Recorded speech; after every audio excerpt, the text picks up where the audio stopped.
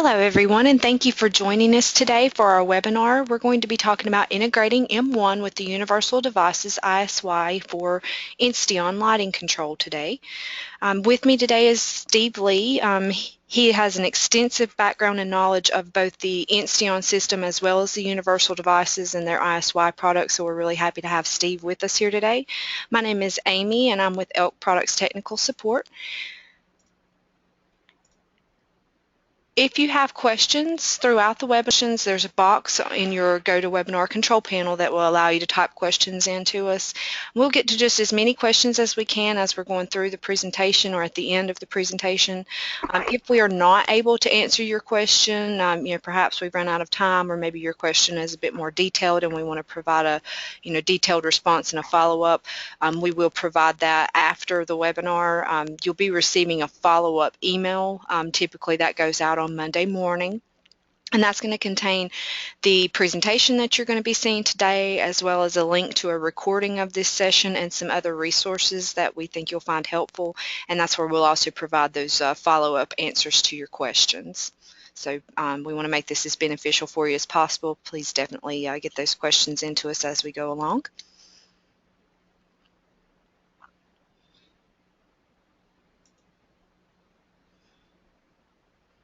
So let's just start out by talking a little bit about the M1 product. The M1 is a cross-platform control. What we mean by that is it's a control that does many different things. It's security, fire, access control, lighting, which we're going to be getting into a bit more detail today, as well as things like thermostats and energy management, that sort of thing. So you can kind of think of the M1 as sort of a universal remote for all of the subsystems in your home of the lighting control and automating the lights.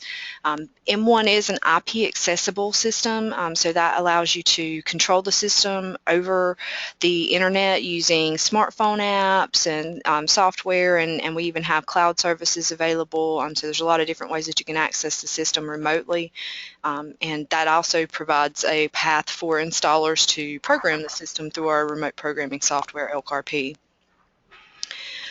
The M1 has a very large zone capacity. We can go up to 208 zones total, and up to 144 of those zones can be wireless, and Elk has a two-way wireless line of sensors that are really a great addition to the M1 product that provide signal acknowledgement, so you're getting a more reliable wireless product, as well as saving battery life because it's not having to transmit over and over again. And there's some special features that we're able to do with the two-way, like our smoke detectors can have all the sounders activated when there's a fire alarm. We have inquiry buttons on our key fobs, so having that two-way communication with the wireless is really great. So if you haven't heard of or just haven't checked into the Elk's two-way wireless, I would encourage you to do so. Now I'm going to hand it over to Steve to talk about Insteon. Hello everybody. So I just want to do a brief kind of rundown of what Insteon is. For some of you, this may be the first time that you've heard of it, and give you a little idea how it compares up against some other technologies. So one thing about Insteon is they have a lot of products that are in their product line. There are many companies that do manufacture Insteon, but primarily it's through the channel of Smart Home, and the Insteon brand is distributed out of that. Insteon is a dual band technology, which means it's both power line communicating and radio frequency communicating. So most all the devices now, other than battery powered devices and a few other older legacy devices, have both a radio engine and a power line communicating engine that are in the ISY. The nice thing about that is it gives you the ability to communicate by wireless devices like remote controls. You have the ability to integrate things like thermostats that don't have a conventional 120 volt wiring to them, but have a low voltage wiring, and allow them to get on the infrastructure bus of the Insteon network. Now, also what happens with these dual band devices is they repeat the commands multiple times. Anybody that remembers how X10 used to work, which was you sent a command and then hoped that it got there, with Insteon, when you send a command, it goes out as a broadcast. All devices that hear that will repeat the command for the benefit of anybody else that didn't hear it or any other device.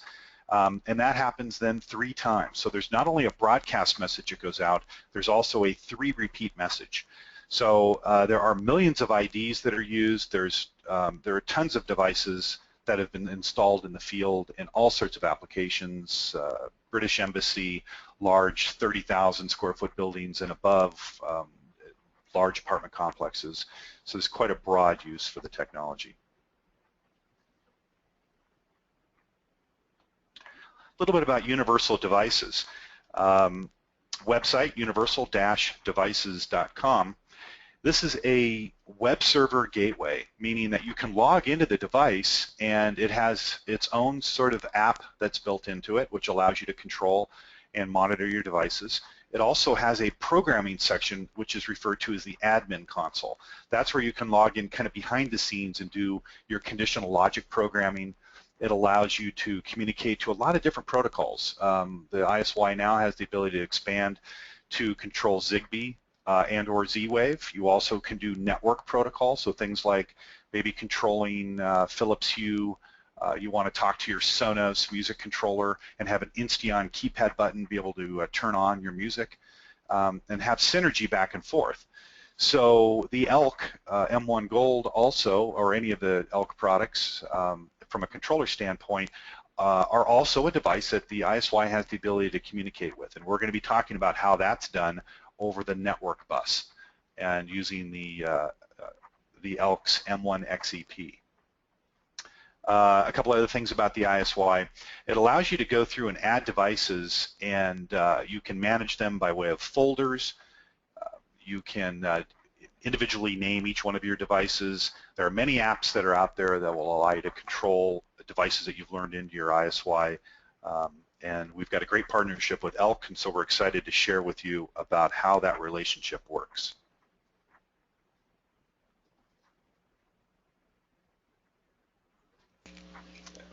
Thank you, Steve. So benefits of integrating M1 with Insteon are going to be related to just convenience of having that automation of the lighting, as well as energy savings, and there's definitely some safety and security benefits. Having that integrated in with the M1 allows us to make use of some of the things that are already part of the M1, as far as like security sensors, the arm state of the system. The M1 also knows, of course, what the time of day is, but also sunrise and sunset when that occurs. So we can use, if it's dark outside, as a trigger for lighting. As we're going to show you, the installation is easy. The integration is very easy with the Elk and the ISY involved, so you're going to be seeing that as far as how easy it is to set that up. As Steve was saying before, I mean, this is something that you can use for your typical home, all the way up to very, very, very large buildings. So it's definitely got the scalability there, and because it is a power line carrier RF technology, you don't have to run additional wires. That makes it great for retrofits, but it's also good for new construction as well.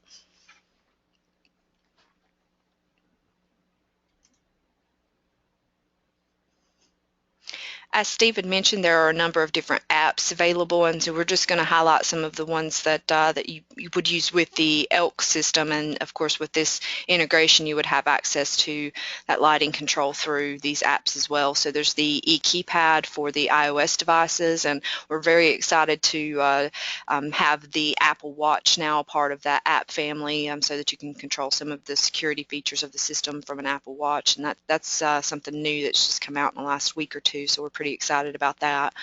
We have the M1 Touch Pro for your Android devices, and then our cloud partner Connect One, and you can use that with all web-enabled devices, and they have web browser-based interfaces as well as apps.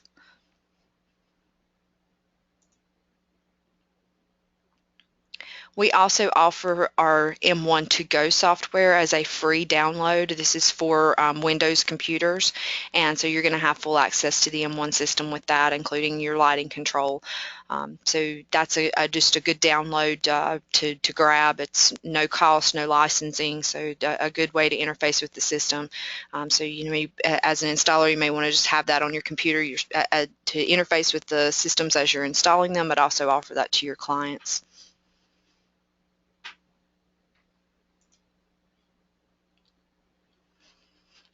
Okay, so let's get into the hardware a little bit. These are the pieces that we're going to be really talking about today and what's needed to make this happen.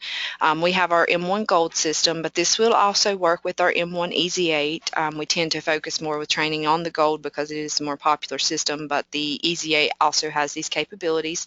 If you are using the EZ8, you would need to keep in mind that where we show the Ethernet interface here is connected directly to the serial port on the M1. The EZ8 doesn't have that onboard serial port, so you would have to have the main serial interface in addition to the Ethernet interface. But again, just to focus on the M1 Gold, your Ethernet interface is connected to your serial port and then also connected to your network router. And the Universal Devices ISY is going to be connected to that same router, and it will have a Insteon PowerLink modem connected to it. So that's the basic hookup. You can see it's pretty straightforward as far as what you're going to be hooking up there. Not a lot of complication there, and that's one of the nice things about this is the simplicity of it.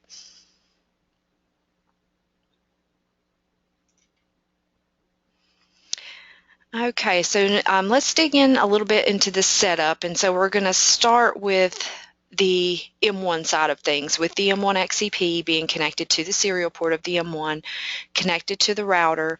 You need to have a computer connected to that same network, whether it be a hard wired connection or, in some cases a Wi-Fi connection will work as well. That computer is going to be running your Elk RP programming software, and that's how we're going to discover the M1 XCP as well as configure it so that we know what the settings are and can provide that to the ISY when we get to those steps here in just a moment. The M1 XCP connects to the main board with a supplied ribbon cable. So we supply that because a standard serial cable has such a big molded end on it that it can interfere with the door on the enclosure closing. If you like to mount the Ethernet interface just to the right of the M1, I'm using the SWG glides, which is what I would recommend. Then you're going to run into a problem with that. So that's why we supply that ribbon cable, and that will be no issue at all in closing the door. You do just need a standard patch cable. It's just a straight through, not a crossover cable between the Ethernet interface and the router.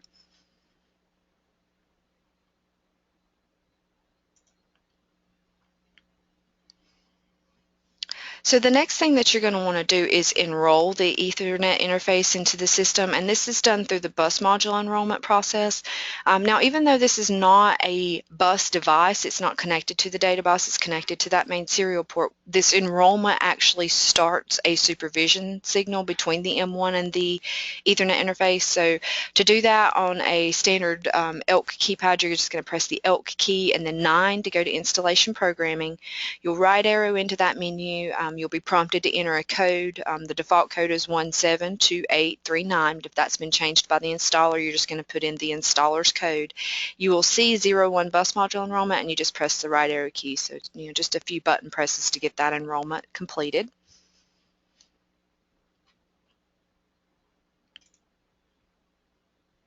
Once you've enrolled the device, now it's time to go into the Elk RP software. So you can download Elk RP for free from elkproducts.com. You do need a login to get to that. It's in the support section. So if you don't have one, you may want to go ahead and request that if you're going to be doing an installation where you need the Elk RP software, because it does take us some time to process those requests. Once you have Elk RP installed, you're just going to either open the account that you have for this particular system or create a new one. You want to verify the serial number, which I've pointed out in this illustration where that serial number is located on the M1 Gold. And we're looking for the 8 characters of the serial number, typically starting with several zeros and then some other letters and numbers. You'll be prompted to enter that if you're creating a new account.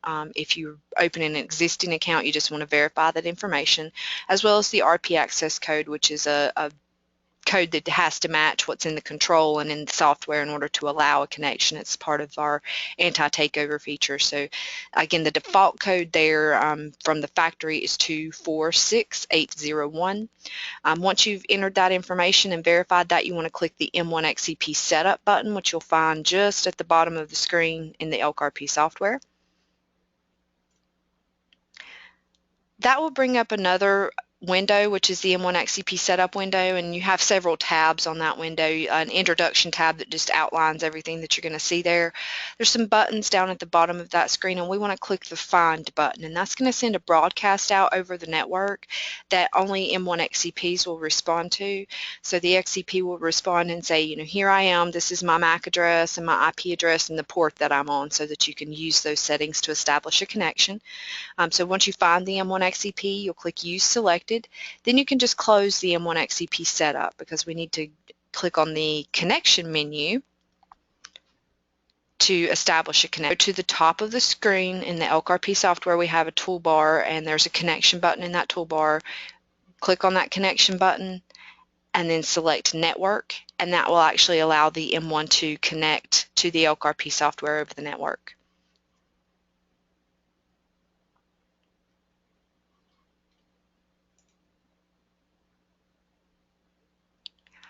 Once you're connected, you want to go back to the M1 XCP for the network. Now this is where you're going to set an IP address, your subnet mask gateway, your port numbers, primary and secondary DNS servers. All of that needs to be entered.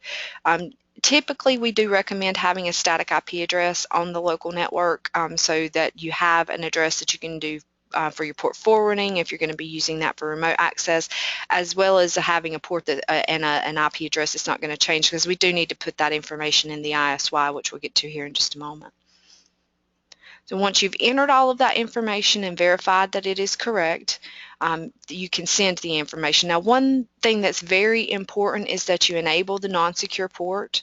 So you want to make sure that that box is checked, and then just make note of those port numbers: 2101 by default for the non-secure, 2601 by default for the secure. Once you've entered and verified all the information, you can click the Send button, and that will cause the data to be sent to the M1 XCP, and it will also cause the XCP to reboot. And that's something that you need to allow to happen. Now, a dialog will come up telling you that it's going to reboot, so you just click OK on that, and it takes care of that itself. You don't actually have to manually power cycle it.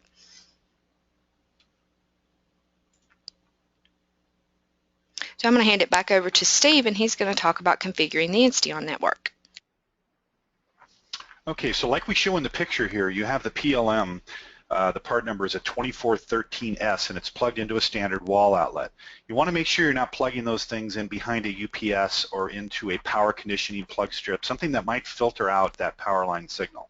So plugging it right into a standard wall outlet, and also in areas where maybe it's not noisy. If you happen to have a UPS system and a bunch of electronics and you're plugged into a wall outlet right there, you might find that you'll get a little bit of noise, and it might cause some delays or attenuate your signal a little bit. So we encourage you to move it, to a location where it might be a little quieter. But most of the time, no matter where you plug it in, it's going to work just fine. Now, on the back of the ISY, there's a couple of jacks. One is a network jack, and one says port A. Port A is what you plug the PLM into. The network jack then is going to plug into your router. Now you can get onto your laptop, and we have a few different ways to be able to access the ISY. Like I was saying, the ISY is a web server, meaning it's just like going to a website. And what we need to find is, well, what's the address for that website, which in this case is the ISY's IP address. Now, if you're on a Windows machine, and I'm just using this as an example, and then I'll kind of verbally give you some other ways that you can access and find the ISY. But if you're on a Windows machine and you go into your network neighborhood, typically you will find an icon that says My Lighting. Now, that's going to show up as a discovery option in your network neighborhood. If you click on that, it is going to launch the ISY, and it will get you into the administrative console. Now, there are a couple other ways that you can access this. You're also going to want to make sure Java is up to date on your computer, because even though you can log into two different sections of the ISY, the first one we refer to as just our landing page, where you log in and you can control your devices. It's the administrative console portion of it that uses Java. And if you're trying to use a commercial browser and you get an error message, it's usually because Java is not up to date. Now, there are a couple other ways that you can find the ISY. Let's say your network discovery tool isn't working on your computer, you're on a Mac.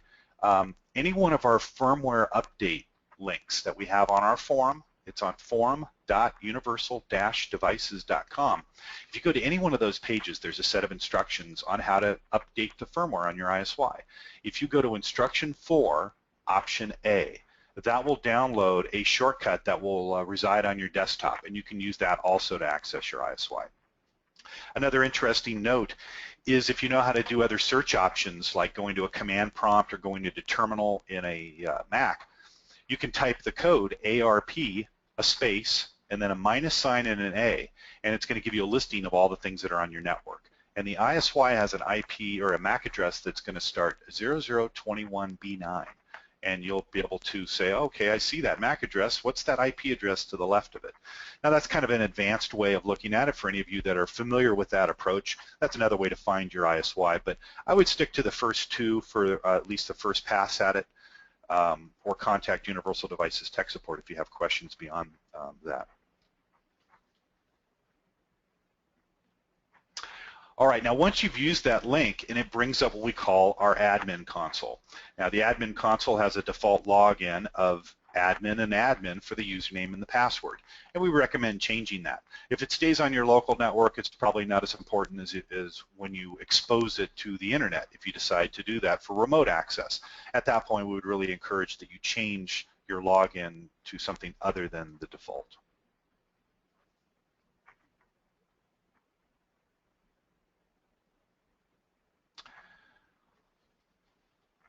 All right, now within the ISY, you can now start adding devices. Within our admin console, we have an option to add new Insteon devices. So there's an icon bar that's along the top. It's not shown here in the menu, but right above where it says main and program and Elk, there's a bar of colored icons. Now, the one that looks like a light bulb, that one is a kind of a quick button that you can click to type in manually any device ID for an Insteon device. If I'm going to do a device ID that might be 13.25.17, I put that in the address section right now, where you can see right about the middle of the screen, and you would type that in. You put the periods in, and the letters are lowercase, so not capitalized. You can also give it a name, and you can let it auto-discover. There's another option which you can see down below here in the graphic where it says Link Management. If I click on Link Management, I can also click on Start Linking, and that will bring up this box where it says Linking in Progress. There are three options there, and I'll talk quickly about each one. The first says Remove Existing Links. What that means is, hey, I've got a new install that I'm doing. I was playing around with my devices a little bit. I might have some information or some links in there, and I want to start from scratch. So normally we would recommend that you use the existing Remove Existing Links option. That will clear out anything that's in there, and the ISY now can take control, and it can write the links and keep track of them. The important thing is, if you pull in a device and you don't remove the existing links, and the ISY doesn't know about it, if you ever try to restore your ISY, you may end up removing links that were in there for things that were working. So it's always best to do all the programming in the ISY when it comes to adding devices. The second option you'll see in that box under Linking in Progress, it says Add Devices Found in Links and then Remove Existing Links. What that means is, hey, I'm adding a keypad and it has some stuff that it's linked to. I'd like to keep that, but I don't want to go and keep anything beyond that. I just want to keep the links that are in that device, but don't search out the links that are in the ones that it found in the keypad. So that may seem a little confusing, but the ISY has the ability to go and spider out the network, meaning if I learned in one device that was linked to everything in the house, I theoretically could choose option 3, which says, yeah, go find that device, and any links that are in it, I want to keep those. So what it says is, I'm going to look at that keypad or whatever the device is that has all these links. Now I see them. Now I'm going to go look at those devices and find out what they're linked to, and I'm going to find those links. We don't really recommend that process because if you didn't create those links correctly in the first place, then you're going to be pulling in some bad behavior. So it's always best to start off with the Remove Existing Links and do all of your programming link-related in the ISY.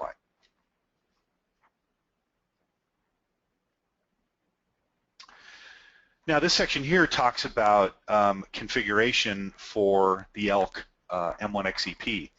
Now we went over this, or Amy went over that earlier, where we went out and found the IP address, the RP access code, and the port number. Now, port 2101 is what we use for the ISY.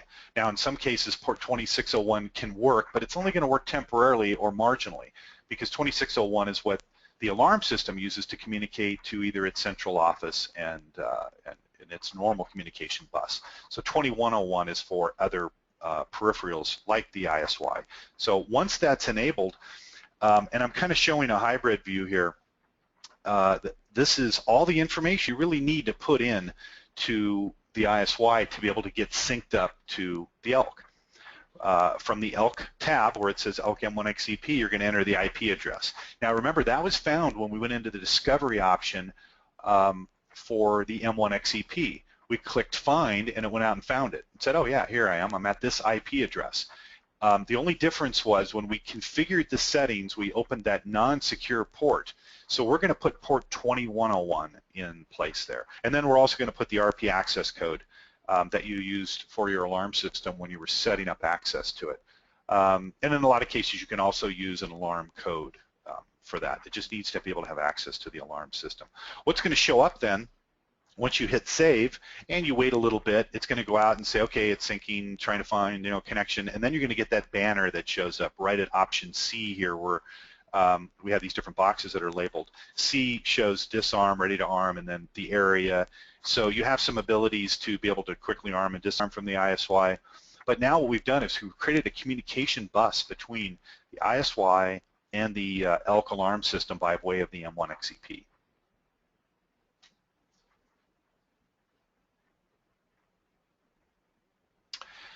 Now this is also kind of a hybrid view, because there are two ways to be able to integrate the Elk with the ISY. One is by default, which gives you the ability to put in the information like I showed earlier, and then right below there's an option to just create an export file. And that export file can be imported into your Elk alarm system by way of the RP software, and we're going to talk about that. This view shows the module that we have called the Elk module. And you can download that right from the ISY. You click on Help and then Purchase Modules. And the difference is, without purchasing the Elk module, you can take your whole lighting control setup and push it to your M1 XEP, which ultimately then will reside in your RP software and in your M1 Gold. Now, all of the lighting links, all the name descriptions and everything are now considered lighting nodes in your alarm system. And that you can do natively, no extra purchase or anything. For those of you that would like to have a little more granular control from your ISY over the status that the Elk gives you, you can do the Elk module, which is an extra purchase, but it allows you now to sync up and actually pull your alarm zone statuses and be able to control outputs and do things right from the ISY. So this view is showing, all right, here's all the devices I have, and I can go through and I can create an export file here where I can click specifically the ones that I want and add them over to my export list. Maybe I added a bunch of devices in my ISY. I have maybe a couple hundred, but I only want my alarm system to be exposed to a few. And I only want to create an export file that has those few. So you can do that this way by just clicking, add to my export list, and then when you're done, you say export. It's going to create a file, an XML file that'll save on your desktop. And then we're going to get into how you take that file and add it to your Elk.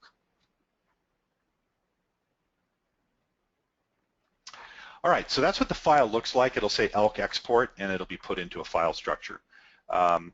You don't want to rename it other than maybe putting a little prefix or something. You want to keep that Elk export so it's easier to find at a later date, but don't completely change it because you might end up changing the file type as well. So we recommend just leaving it the way it is, and maybe if you have to, you can add a date stamp or something in between where it says My Lighting or at the end of My Lighting. But you do want to keep the structure of what this is. When you try to do the import, it doesn't kick it out saying, I don't recognize what that is.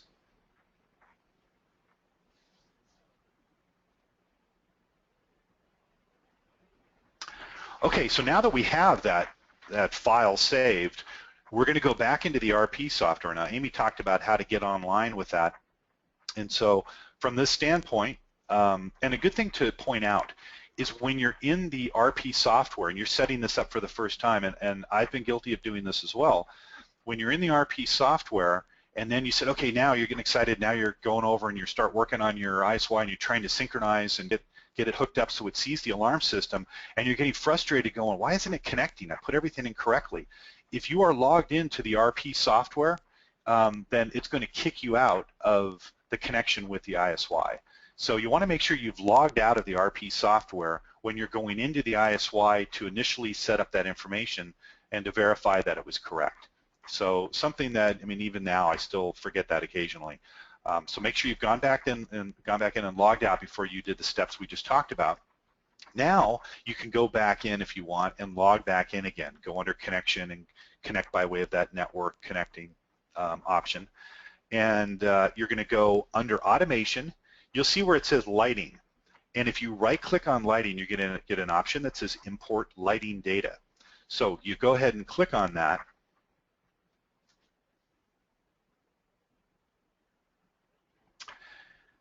And it's going to bring up this panel. Now, these are the default options that you're going to see. So Universal Devices is already going to be highlighted by default. You'll see a couple other flags here, and we're going to do a closer look at that on the next screen. Under the opt flag and the show flag, and I'll talk to you about what those are. But you can see over here under option D, this is where you go and choose that file. You just click browse and you say, okay, yeah, I saved it in my downloads and here it is. If you create a folder that you keep all your export files in, if you're creating multiples, and then put your most current one each time just in maybe your desktop, then it's just easy to find. Just go to desktop and you'll see only one there, and you don't even need to rename it at that point. Once it's saved, then you could go through and rename it. But that's completely up to you.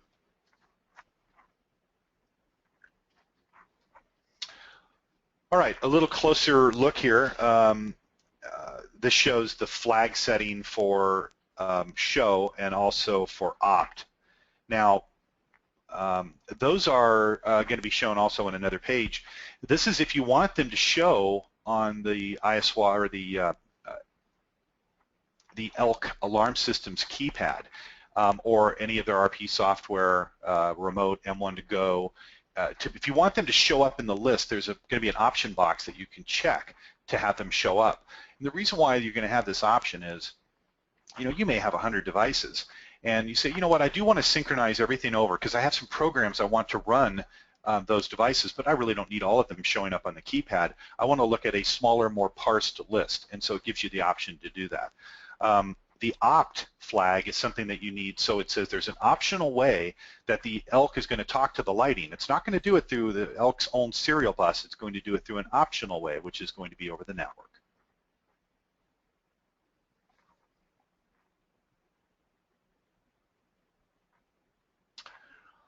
Okay, now once we've picked the file and we decided to import it, here's what happens. Now we see under our lighting, we see a list of all the devices, and these name descriptions all came from the ISY, where we just imported everything we did in the ISY. It saves us the time of having to type it all into the Elk. And you can see where it says the format. It says serial expander, but if we have the box checked for opt, it's going to use an optional means of communicating. So it's actually going over the M1 XCP through the serial bus, but it's now being put onto the network. And then you see where the show box is, that shows up now as an option. And if you check all of them, then all of those will be options to you from the keypad where you can be able to turn those devices on and off. You're also going to want to hit send to controller. Now, keep in mind, you do have to be logged in at this point. So remember I told you earlier that you wanted to log out to go in and do your configuration in your ISY. Now that you're back in the M1 and connected by way of the RP software, you're going to want to connect again by clicking that connect and then clicking on network. This will allow you to push this information to your controller. Also, if you hit then file and you save, your yellow kind of highlights will turn white, and that lets you know you've saved a backup of it.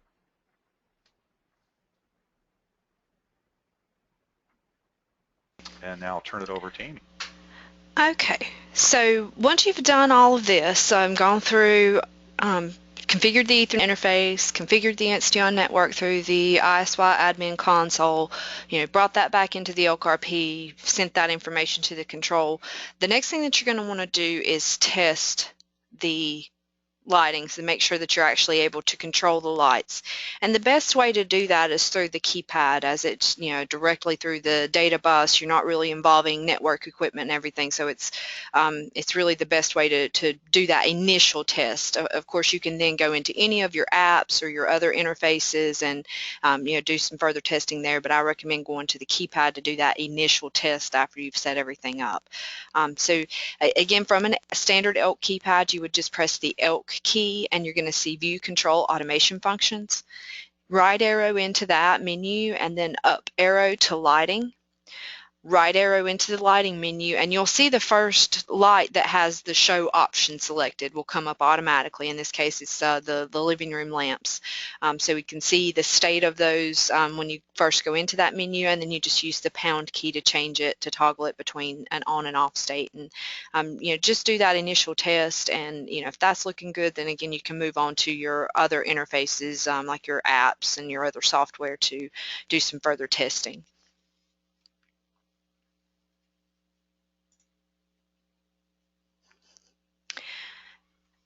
Another thing that you're going to want to do in the Elk RP software to get this set up is make sure that you have your sunrise sunset information programmed in. That way the panel knows when sunrise and sunset occur, and you can have your rules kind of based around that.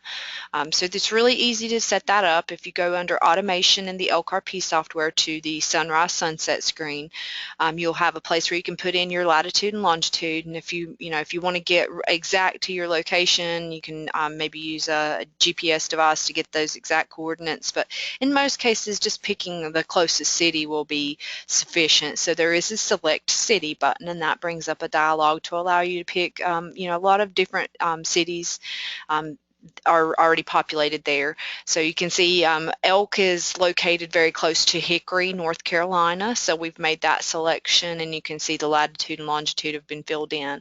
Once you select your city, you'll just use these settings, and then it is very important that you click the calculate button afterwards. Once you click use these settings, you're going to see the latitude and longitude fill in, but it's not actually going to adjust the table at the bottom with all the dates and times there until you click that calculate button. So that's a very important step. Once you've clicked the calculate button, then you can send that information to the control and save it to the Elk RP software. And just keep in mind that when you are doing the sunrise sunset for the first time, if you set this up and then you immediately go write some rules, which is the next thing that we're going to get into with some M1 rules, just keep in mind that it can be a 24-hour period before rules related to sunrise sunset will actually be triggered. That's just related to the system cycling through those times. It has to do that in order to get synced up with those new sunrise sunset settings. So just keep that in mind, because that's something that we occasionally get calls on. I just set this up and the lights didn't come on tonight that were supposed to come on, and so they would come on the next day just fine, but just keep in mind that there is that 24-hour period that you have to wait.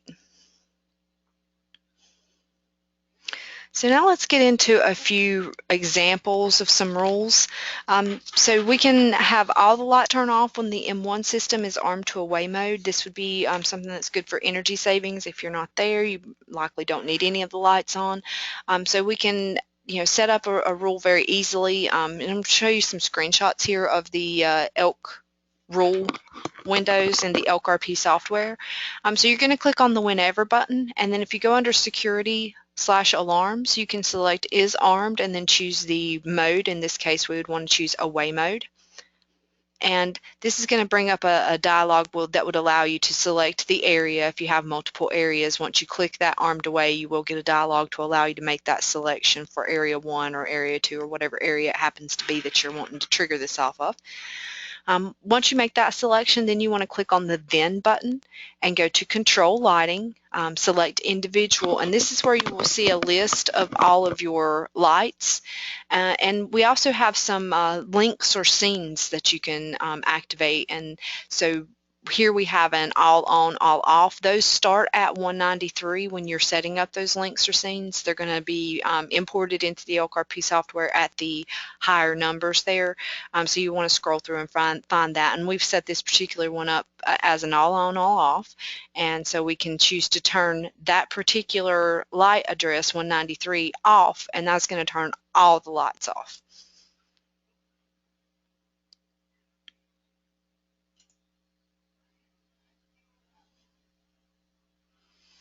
Okay, so here's another example. We want to turn several lights on 15 minutes after sunset. So here again, that's, we're tying into those calculations that we did earlier so that the system knows when sunset occurs, and you can have things happen a certain amount before or after or exactly at sunset. In this case, we're saying 15 minutes after sunset. So you find that in the whenever, if you go under time occurrence, you can choose at sunset, and you see we have our plus minus indication there. That's going to bring up another dialog allowing you to select at, before, or after, and in this case we want to choose after and then set to 15 minutes.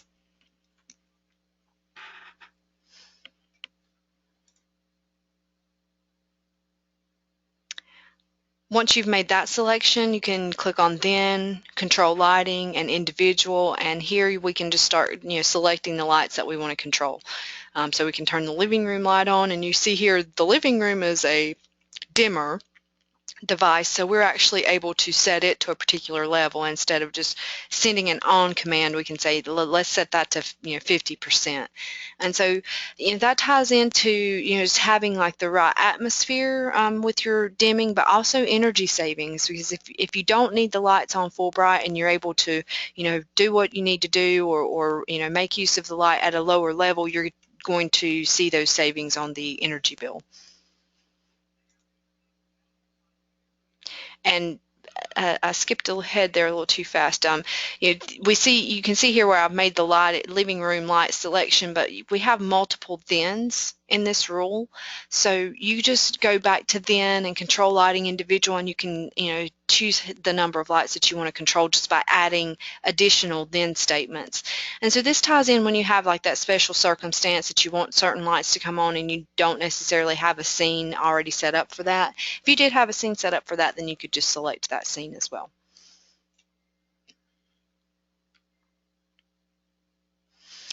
All right, and this example, we're again making use of those sunrise sunset calculations to specify that we only want a light to come on when it's dark outside, based on a zone, which is an outdoor motion detector being tripped in this case. So if we go to whenever and choose zone input change, we can then select our outdoor motion and say when that zone becomes not secure.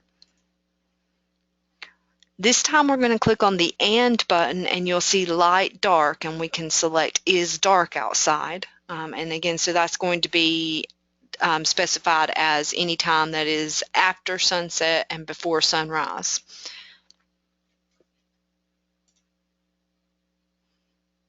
And there again, we just go to control lighting, choose individual, and then we can select our light from the list and choose to turn it on.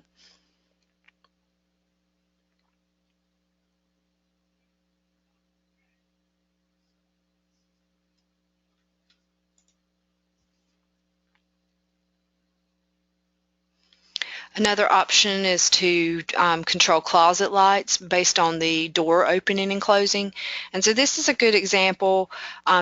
It's one of those things that I personally have a lot of trouble with is remembering to turn the closet light off when I'm done in the closet. So this is just one of those nice convenience items that just kind of save you the hassle, and also save on your power bill if you're like me and you just have a problem remembering to turn off that closet light. So again, this is based on a zone input change under the whenever. We can say when that master bedroom closet becomes not secure, then we want to turn the light on. And again, if we wanted to set it to a level as opposed to turning it on, we could do that. But here we are going to be setting a duration of time. So if we check this box beside a 4, we can say how long we want that light to turn on. So even if I walk away and forget to close the door, the light will eventually turn itself off. And again, that's just that great convenience and helping you to remember the things that you can't seem to remember. And we can also write another rule for this example that's going to go ahead and turn that light off just as soon as the door closes. And that's going to happen very similarly. We're going to be making the zone input change selection, but this time we're going to say when that zone becomes secure. So when it goes back to a normal closed state is when we want to trigger this rule, and then we can tell the light to turn off. So what we have going on with these rules together is, the automation of the light just coming on as soon as you open the door, having that timer set in case you forget to close the door or forget to turn the light off, and then having it automated where it's just going to turn that light off as soon as you close the door.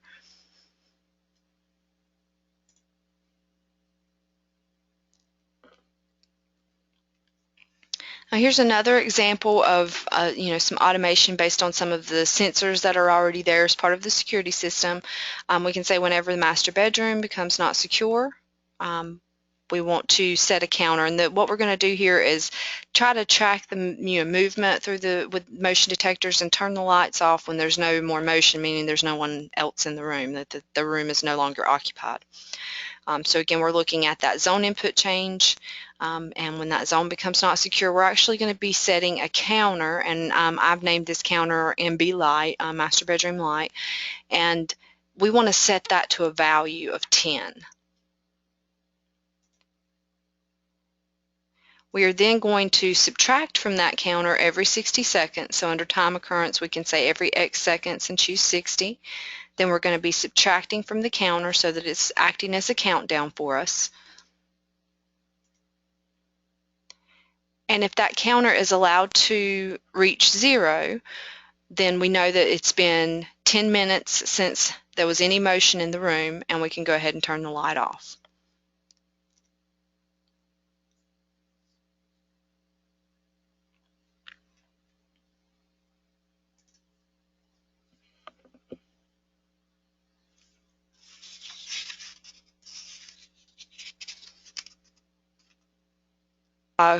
Q&A here, and we do have some questions that have come in, so let's get into some of those questions.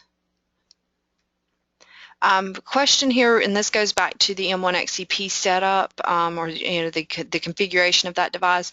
The M1 XEP comes with a separate power supply, a 12-volt DC power supply. The M1 XEP draws 300 milliamps, so technically you could power it off of the auxiliary power terminals of the M1, granted that you're not pulling a lot of current from other devices on the M1.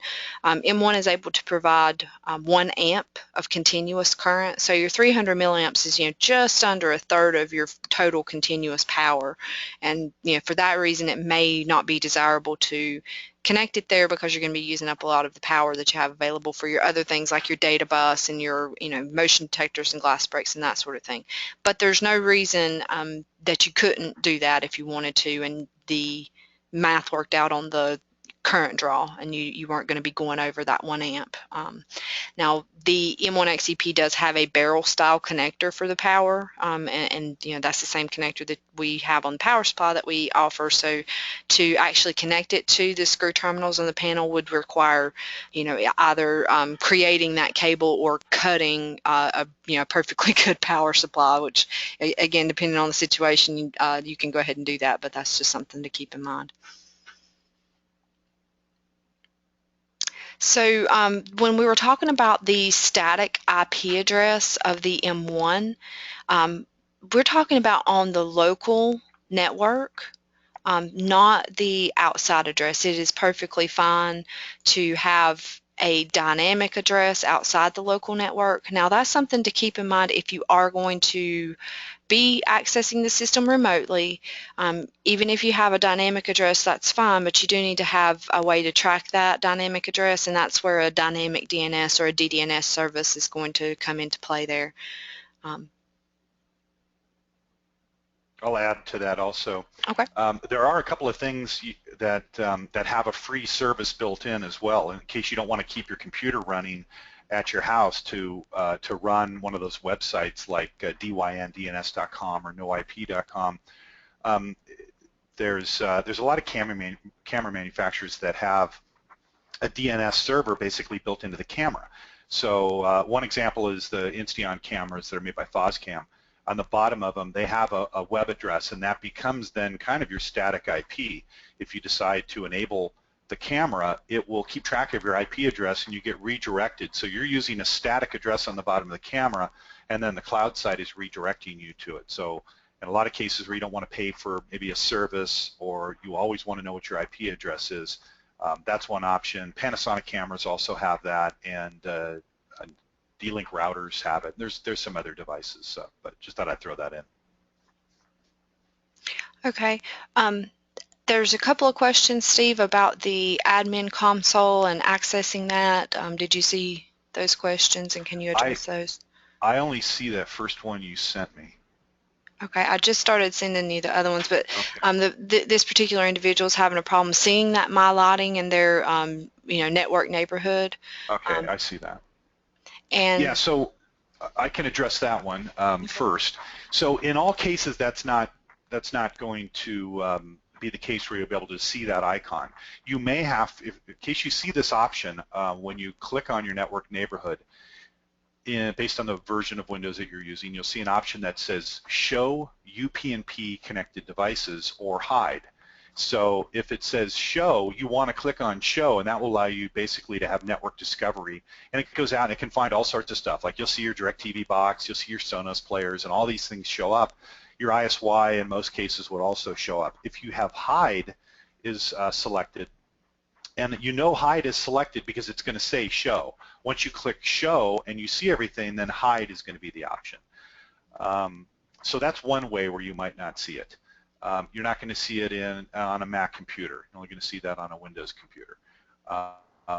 But it's not by any means the only way to access it.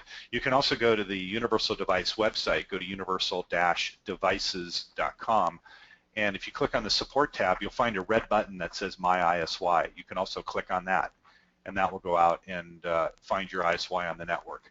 In cases where your network is set up where the UDP sort of posting of that IP address is just not discoverable, there are third-party apps that you can run. Fing is a version that you can run on your phone. There are also network discovery tools that are more robust that can go out and really kind of scrub the network and say, oh, I found it. It's right here. And those are free. You can just download them on your computer. What you're looking for is the broadcast name for the ISY is ISY EMS for Energy Management System. So when you're out there scanning and you go, hey, I see this ISY EMS, I wonder if that's it. Well, that's it. And you can find it that way. And then also I had mentioned if you go to any one of our firmware update pages, and that's on the Universal Devices forum, you can also get to the link by the support tab on the Universal Device website. You go to forum, then there's multiple subtopics. You'll see announcements, and then you'll see software updates. Go to software updates, and yeah, here I can go to that.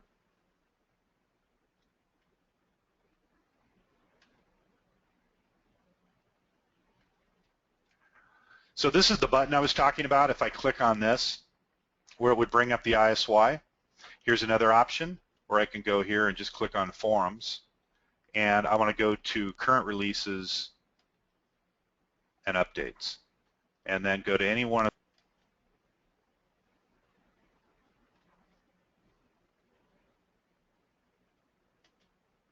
the instructions.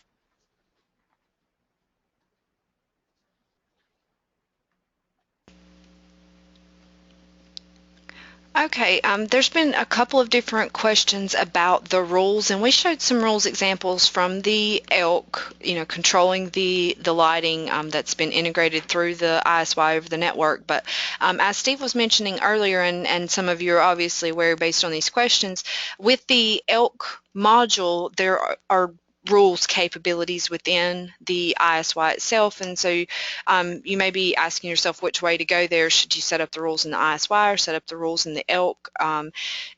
Steve, could you elaborate on why one might be preferable over the other in different scenarios, or kind of clear up for us when you think Elk rules or ISY rules would be a better fit? Yeah, so there's a couple of ways to look at it. The default way that the ISY integrates with the Elk is to have the Elk do the rules. And there's no cost, no any extra upgrade or anything you have to do.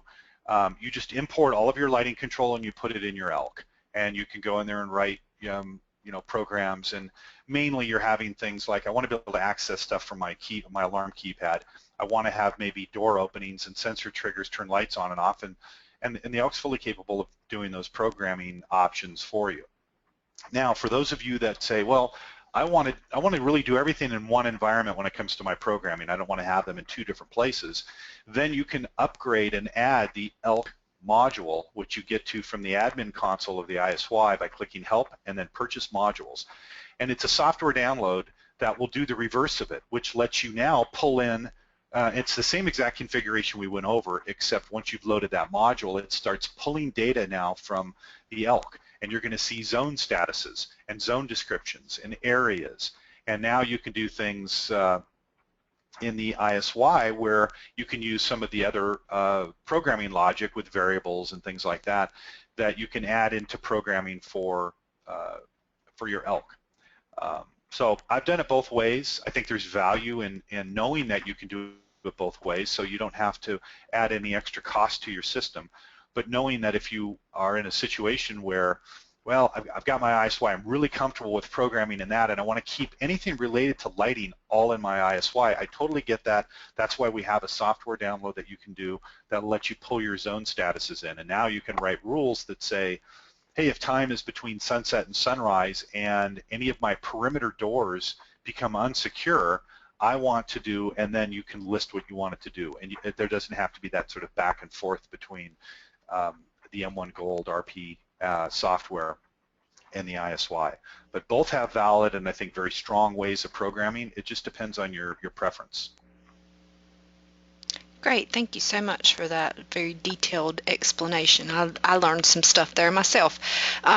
Question about Windows 10 that's supposed to be coming out, the M1 software and the ISY software compatibility. Elk anticipates that we will be compatible with that. That is something that our engineering staff is aware of and are going to be doing some testing on and that sort of thing. But we anticipate that our software will be compatible with that.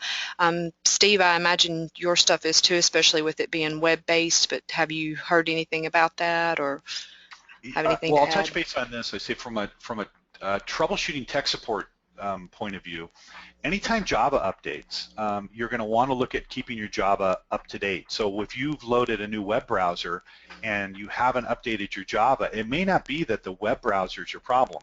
It may be the fact that your Java is not up to date and your old browser worked fine, but now you've got a new one that's requiring the newer version of Java. So we don't anticipate any problems as long as you keep things up to date. So let me expand on this a little bit further. The ISY has a firmware level that's in it, and we update that firmware quite often. We will push it maybe once or twice a year to the controller itself, where you'll see a banner that goes up and says, hey, a new update is available. But in between those pushes, there might be another 10 updates that have happened.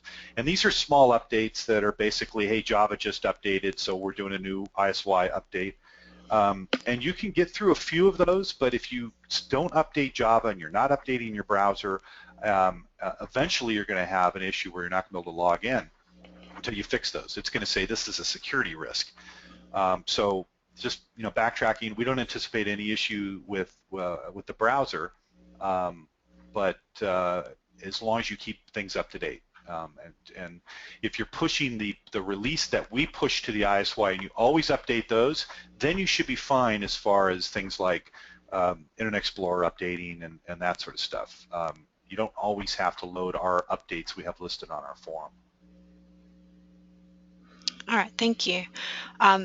So as Steve mentioned earlier, ISY supports a lot of other protocols other than Insteon. However, at this particular time, Elk only uses that interface for the Insteon, so that's not going to be a path for integration with the Elk and something like, say, Z-Wave, although the ISY does support that. So at this particular time, we're from the Elk perspective, we're only using that for Insteon and for lighting control. running out of time here. I want to address just one or two more questions really quick, and then we'll have to send you on your way because we don't want to take up more time than we told you that we would. But this is a question just about M1 in general. If you arm the M1 remotely, um, you're not there, so you can't violate entry-exit doors. And if you have a particular programming setting, then you're going to actually arm your system to stay mode when you may have meant to arm it to away mode. So if you're planning on doing remote arming to away mode, you want to disable that feature. And so here I'm in the Elk RP software, and I'm going to show you where you'll find that. It's under Areas. And it's this auto stay mode after exit time if no violation. This is a feature that we have in the M1 that's good for false alarm reduction because it assumes that if you didn't open an entry exit door that you didn't actually leave, and so it reverts to stay mode even though you chose to arm to away mode. If you're going to be remotely arming to away mode, you want to turn this feature off, and that way it will actually arm to away mode for you. We have run out of time. I see there's quite a few questions here that we were not able to get to, and we will provide follow-up to those when we send the follow-up. That'll be on Monday, so we'll get those answers to you. We really appreciate you spending the time with us today and hope that this was beneficial for you. If you have questions maybe that you didn't think of while we were doing this, or something comes up with an installation, then definitely reach out to us. You'll find our contact information on your screen here, and that'll also be in your follow-up email. So definitely also connect with us online. We have a YouTube channel where we post a lot of great information, things like recordings of these webinars and stuff, so it's a good place to get resources. And we saw Universal Devices forum and their wiki. They have a lot of support information on their website as well, so definitely go check that out. And hope everyone has a great Friday, and I want to thank Steve Lee for being with us today and helping us to learn more about Insteon and ISY. Thank you, Steve. Thanks, everybody.